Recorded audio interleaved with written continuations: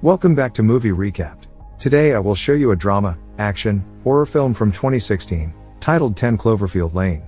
Spoilers ahead. Watch out and take care. Michelle is seen quickly and angrily packing all of her things from the apartment she shares with her fiancé. Before leaving, she makes a call that doesn't end well. She grabs a bottle of scotch and leaves the keys next to her engagement ring. Michelle leaves town and stops at a gas station in the middle of nowhere. When she continues driving, her ex-fiancé calls her and she picks up, but doesn't say a word. He begs her not to run away because of one argument and she hangs up. She turns on the radio to listen to the news, which report on a blackout that happened earlier in the day. Ben calls her again, but this time she doesn't answer.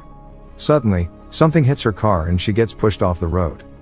Michelle wakes up with an IV in her arm, not remembering how she got there. She feels that her leg is hurt and checks it, only to find that it is chained to the wall. Looking at the place, it becomes obvious that she's not in a hospital. She sees her things, along with her phone, on the other side of the room and yanks out her IV.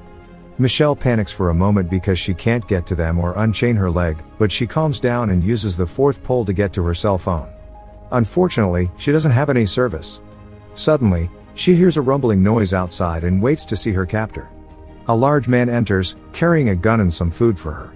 She begs him not to hurt her and let her go, but he just sets her IV back up and tells her that she needs fluids to recover.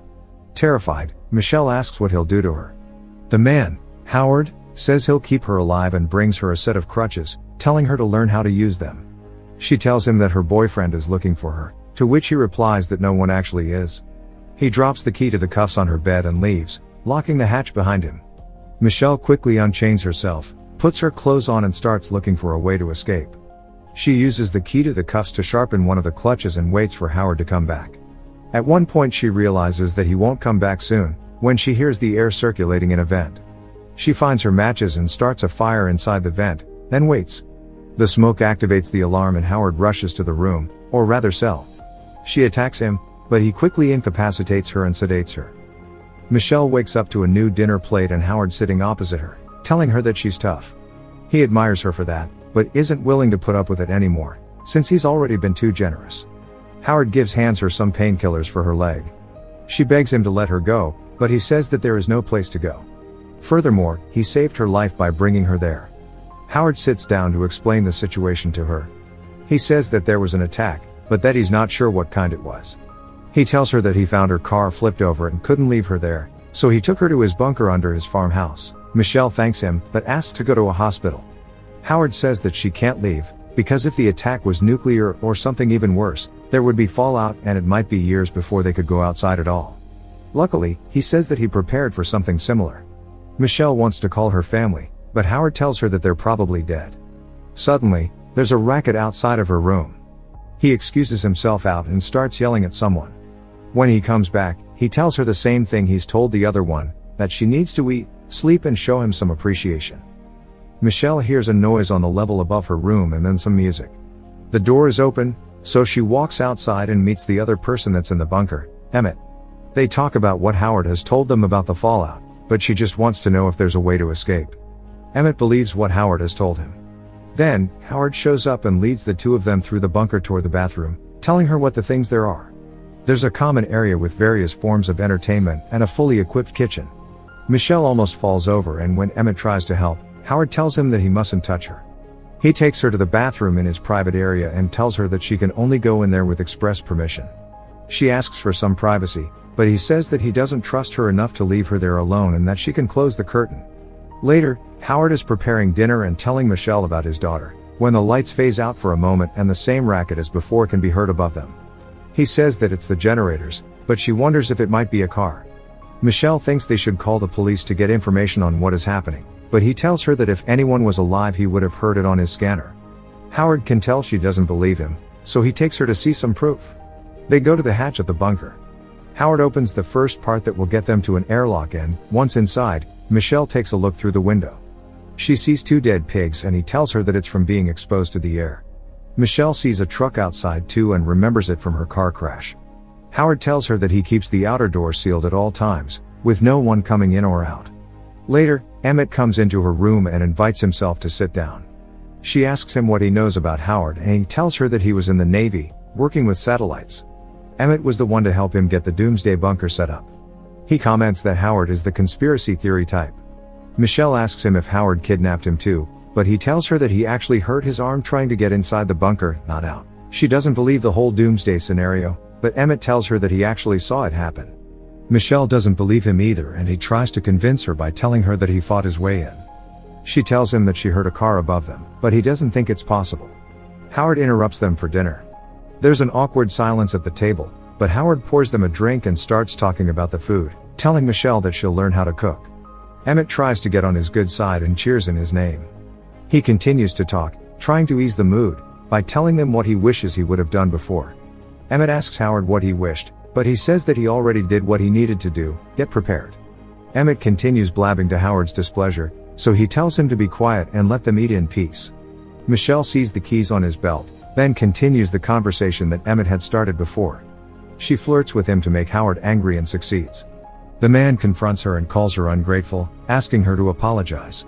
She tries to get the keys, but fails, then he insists she promises to behave, pinning her to the wall more closely. Michelle makes the promise and sits down, successfully stealing his keys. They continue to eat, when he notices them gone. There's another sound from above and suddenly Michelle hits him and tries to run to the hatch, leaving them behind. She opens the first door before Howard can get to her and locks it behind her. He yells for her not to open the second door, but she sees a car in front and scrambles to open it. Suddenly, a woman that looks hurt appears outside, begging to be let in. Michelle is reluctant, so she asks Howard what to do. He tells her not to. The woman says that it hardly touched her and that she'll be okay. Michelle freezes, unsure of what to do, when the woman starts banging her head on the window. Later, Michelle is crying in her room and Howard comes in to change a light bulb. He tells her that he knows how hard it is to lose the people you love, then confesses that he crashed into her car. Howard had panicked when he heard about what happened and was driving like a madman to get to the bunker, when he ran into her. He tells her that it was an accident, but that it was his fault and he was too afraid to tell her. He apologizes and gives her his daughter's clothes. After Michelle showers and changes, Howard tells her that the woman was his neighbor and, like Emmett, she also knew about the bunker. He thinks that others might come there as well. Then, he tells her that she'll need to stitch up his forehead. She's scared to do it, so he pours her a drink that he distilled himself. They chat and Michelle seems like she's warming up to him. He disinfects the needle and she starts stitching him up, with him saying that she's doing great. After they're done, he gives her a box with her belongings that he managed to save from her car. She opens a sketchbook with her drawings, telling him that she wanted to design clothes. His daughter wanted to be an artist too. Howard shows Michelle a photo of his daughter and talks about her some more. He tells her that her mother took her to Chicago. Sometime later, Emmett and Michelle talk through the wall. He tries to comfort her by saying that she couldn't have helped the woman. They speak about regrets in their lives. He was an athlete in high school and even got a scholarship to a good college, but he got cold feet and never left his hometown. She tells him that she had an abusive father and because of that she always runs away instead of doing something about the situation. Emmett thinks that there must be a reason behind their survival. In the following days, Michelle starts to cozy up a little. Their dinners aren't as awkward anymore. She becomes more relaxed and friendly with Emmett. The three of them even play games together and eventually, she even gets closer with Howard too.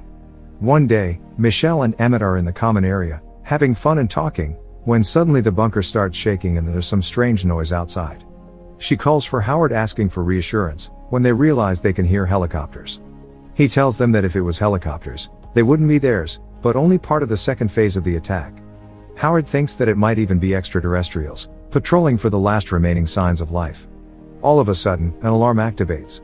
Howard tells them that the air filtration system is malfunctioning and that something must be blocking the hatch. If they don't fix it, they'll run out of air.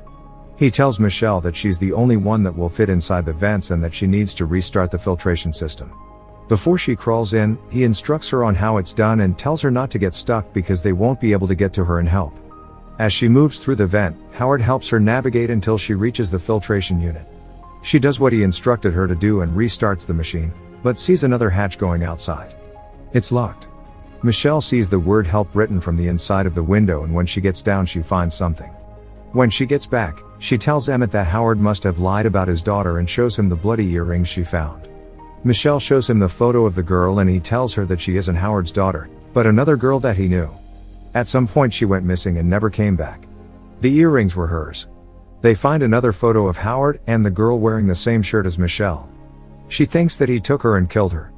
The two of them talk about what they could do, but Howard interrupts them and plays music for them. He tells her to shower, just in case of contamination. When she goes to do it, she gets an idea and shares it with Emmett immediately. That night, Howard is watching a movie, and Emmett goes to the kitchen. He steals a pair of scissors, then goes over to talk to him. He puts an idea in his head that Michelle might have brought in the contamination with her when she touched the filtration unit. Howard panics and throws away the shower curtains, then the two of them scoop it out from the trash. Michelle begins designing and creating a protection suit. Emmett helps her find everything that she would need to make it. Most of it is done and the two of them concoct a plan on how to incapacitate Howard so that one of them can go outside and look for help. One night the three of them play a game of association. There is an awkward moment in the game when Emmett misunderstands what Howard is making him guess, but Michelle steps in and saves him from exposing their whole plan. Later, Michelle is putting the suit together, when she hears something outside. Howard walks in and asks for her help. They join Emmett in the common area and he shows them a barrel which he needs to be moved into the bathroom. Inside of it is a type of highly corrosive acid that can dissolve most biological material on contact. Suddenly, Howard confronts them, showing them that he found the tools they were using and asking them what they were doing with them. He drops the tools in the acid to scare them and Emmett confesses, saying that he used the tools. His story is that he wanted to take his gun away from him with some kind of weapon he could make, so that he could get Michelle to respect him the same way she does Howard. He apologizes, but Howard still kills him. Howard talks to Michelle like she's a child, trying to calm her down, saying that he needed to kill Emmett so he couldn't hurt them. Later, Michelle is in Emmett's bunk. She's upset and goes through his things, when Howard brings her some ice cream. He tells her that he wants the two of them to be a happy family. She goes back to her room and finishes the protective suit, when Howard almost catches her with the mask. He walks in and asks her to dinner, but a bolt falls from the vent and he goes to check it. Howard doesn't find the mask, however he sees a piece of the suit under her mattress and uncovers the whole thing. Michelle locks him in her room and runs to get the liquid nitrogen. Howard catches up to her and she spills the acid on him, managing to escape. The acid causes a fire to break out in the bunker, as she's hurrying to get the suit. Howard, still alive somehow, catches up to her again, but she incapacitates him. Michelle straps the suit to her leg and goes inside the vent. As she's crawling through, she sees that Howard isn't where she left him and suddenly he stabs through the vent. He opens one of the hatches and grabs her, telling her that she doesn't know what's outside and that she can't run from them. Howard begs her to stay, but she breaks out of his grip and gets to the filtration system room. Michelle puts the suit on and goes up the stairs. She sprays the lock with the nitrogen, but it doesn't break immediately. In a panic she sprays it again and hits it harder, eventually breaking it off. Michelle makes it outside of the bunker and instantly heads for the truck. She rips her suit getting in, but manages to close the hole. Suddenly, she hears birds chirping and sees them flying in the sky, so she takes her mask off. As she's taking a big gulp of air, she hears something in the distance and sees some kind of flying object. Suddenly, the bunker explodes. The object heads straight toward her and drops something in the crop. Michelle can't find the keys to the truck, so she goes to the woman's car, accidentally activating the alarm. She hears something behind her and hides in a nearby shed. The woman's body is there too. Michelle peeks through the window and sees some kind of creature approaching the car and lifting it like it weighs nothing at all. Getting a better glimpse of the alien sends her in a panic and she rushes to find the woman's car keys. The thing peers inside the shed, but Michelle distracts it by turning off the car alarm. She walks outside and starts running to a nearby house, screaming for help while the little creature is after her, when she suddenly hears an ominous sound. The little one is gone and a giant one appears behind the house, spraying it with something. Michelle puts her mask back on, but the little creature sees her and goes after her again. She barely escapes it.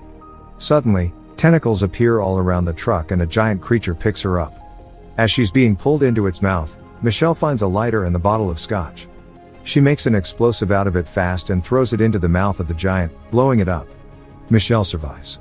The creature doesn't. She takes the woman's car and drives away from the farm. Suddenly, the radio turns on and she hears a human message telling survivors where to go. Michelle is faced with a decision: go to the liberated town of Baton Rouge or head to Houston where the fight is still in progress. She turns for Houston. Make sure to subscribe and turn on notifications so you can watch more videos like this. Thanks for watching.